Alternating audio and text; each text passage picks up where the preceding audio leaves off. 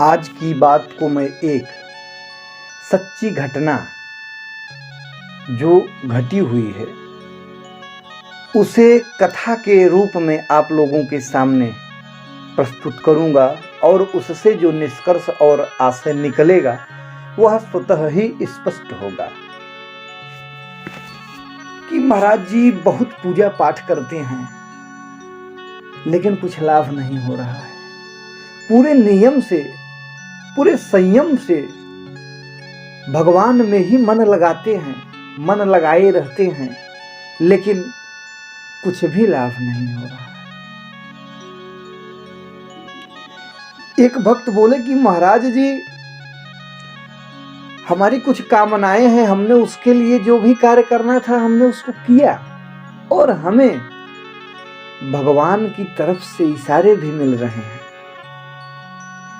लेकिन कार्य सध नहीं रहा है।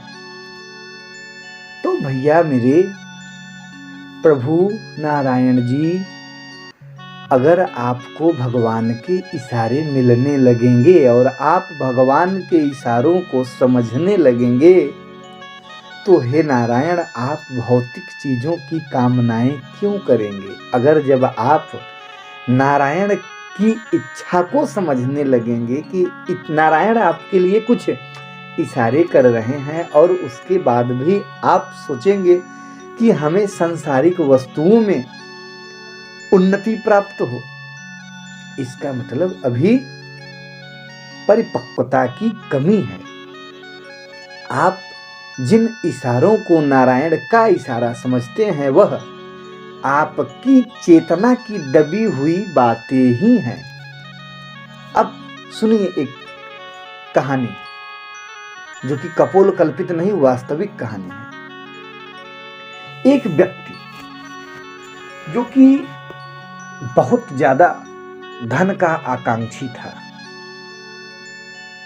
और वह हर प्रकार की उपाय करने को तैयार, जो भी कोई उपाय उसे बताया जाए वह करने में तत्पर और करता भी था कि हमें ज्यादा से ज्यादा धन प्राप्त हो जाए। तो किसी महात्मा ने उसे बताया कि देखिए आप ब्राह्मण हैं और आपके लिए सबसे ज्यादा जरूरी है गायत्री जप, और अगर आप गायत्री जप में सिद्धि प्राप्त कर लेवें तो आपकी मनोकामनाएं पूर्ण हो सकती हैं। तो उस व्यक्ति ने कहा कि उपाय हमें आप पूरी तरह से बताएं।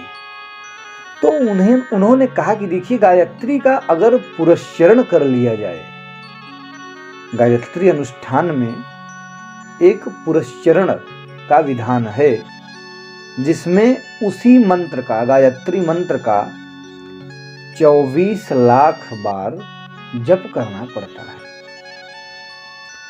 तो वह विधान समझ लिया और उसने नियम से पूरा पुरस्चरण किया। उसे कुछ भी प्राप्त नहीं हुआ, लेकिन वह जिज्ञासु था और तत्पर था कार्य को करने के लिए, परिणाम को पाने के लिए।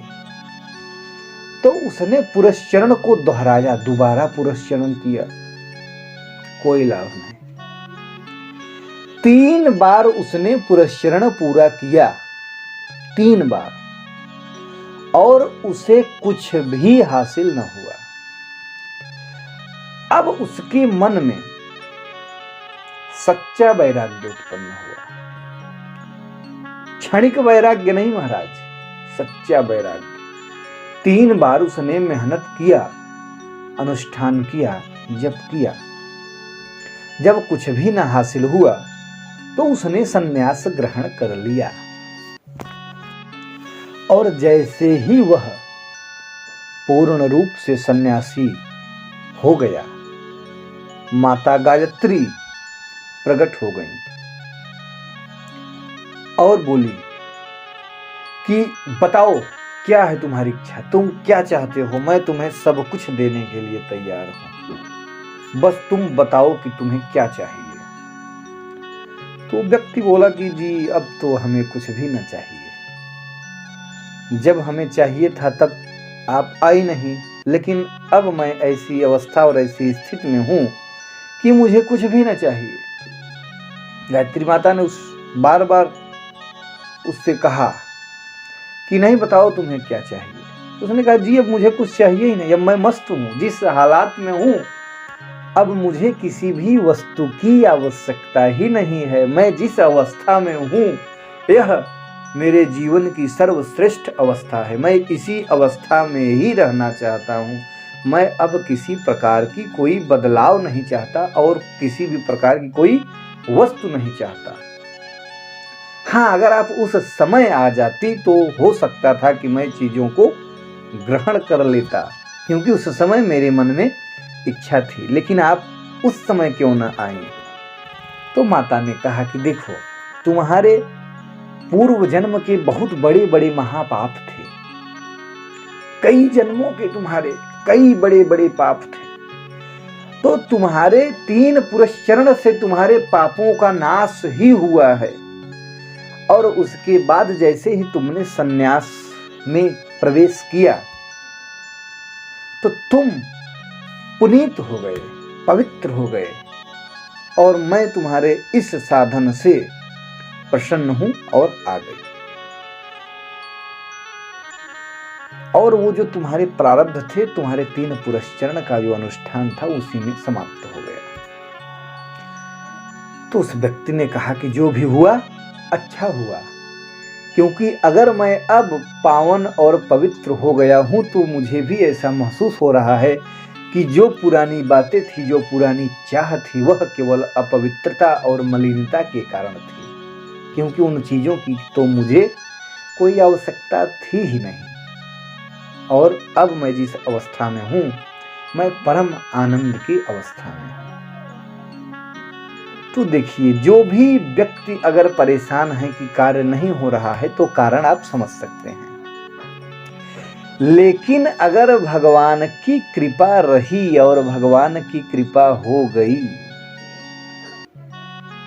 तो आपके क्षण भर में प्रारब्ध नष्ट हो जाएंगे। करतुम अकर्तुम अन्यथा करतुम, ईश्वर हर प्रकार से सक्षम हैं, समर्थ हैं।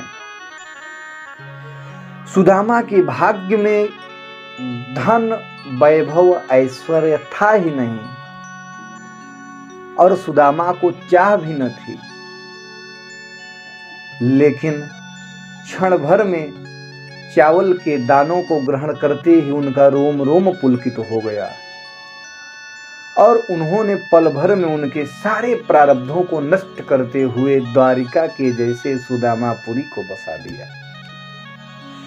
तो इसलिए निष्काम भाव से भगवान का भजन करें, भगवान का संकीर्तन करें और भगवान में ही आनंदित रहें। और भगवान से कुछ कहना चाहें तो भगवान से कहें कि हे प्रभु, मैं ऐसा चाह रहा हूं, लेकिन अगर आपको उचित लगे तो आप ऐसा करें, अन्यथा जो भी उचित समझें आप वैसा करें, तो काम बन जाएगा।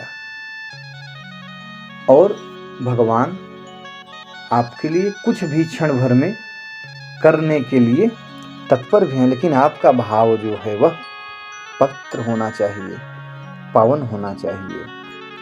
अच्छा, एक और विशेष बात ये कि अगर आप पूजन को ही भजन समझते हैं तो ऐसी भी बात नहीं है।